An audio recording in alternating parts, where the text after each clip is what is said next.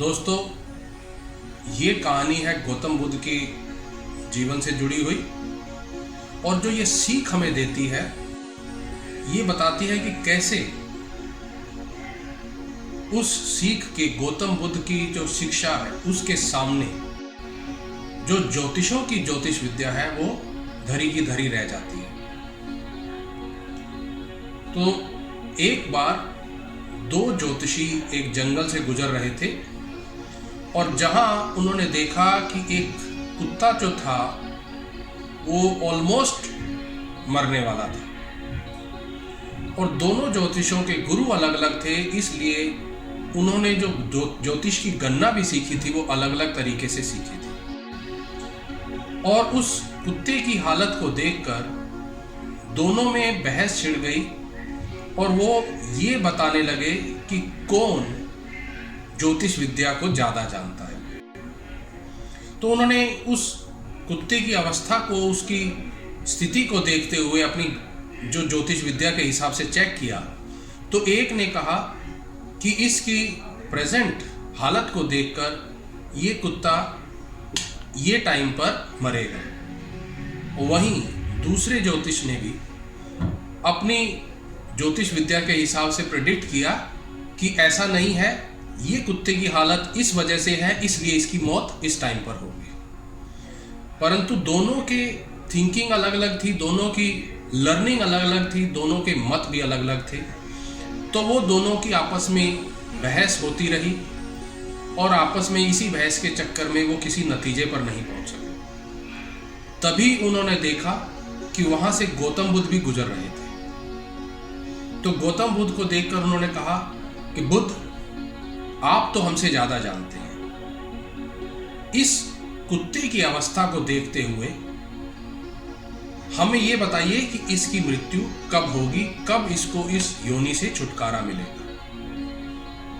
तो जब वो गौतम बुद्ध से ये रिक्वेस्ट कर रहे थे, आग्रह कर रहे थे, तभी गौतम बुद्ध कुत्ते की अवस्था को देखकर इधर उधर भी देख रहे थे। तो ज्योतिषों ने फिर से पूछा कि क्या आप सोच रहे हैं, आप तो सब कुछ जानते हैं। इधर उधर देखने के बाद गौतम बुद्ध को पास में ही कुछ पानी का छोटा सा जलाशय दिखाई दिया। गौतम बुद्ध गए वहां और अपने हाथों में पानी लेकर आए और उसके कुत्ते के मुंह पर डाला। पानी मिलने से कुत्ते को थोड़ी सी राहत हुई, उसकी जान में जान आई, और ऐसा एक दो बार और पानी दिया तो कुत्ता वहां से उठकर चला गया। अब ये दोनों ज्योतिषी एक दूसरे की शक्ल भी देख रहे थे और गौतम बुद्ध की ओर भी देख रहे थे। तो दोस्तों, ये शिक्षा, ये इंसिडेंट, जो रियल लाइफ इंसिडेंट कह सकते हैं, हमें यही शिक्षा देती है कि चाहे हम कोई भी ज्ञान क्यों ना हासिल कर ले,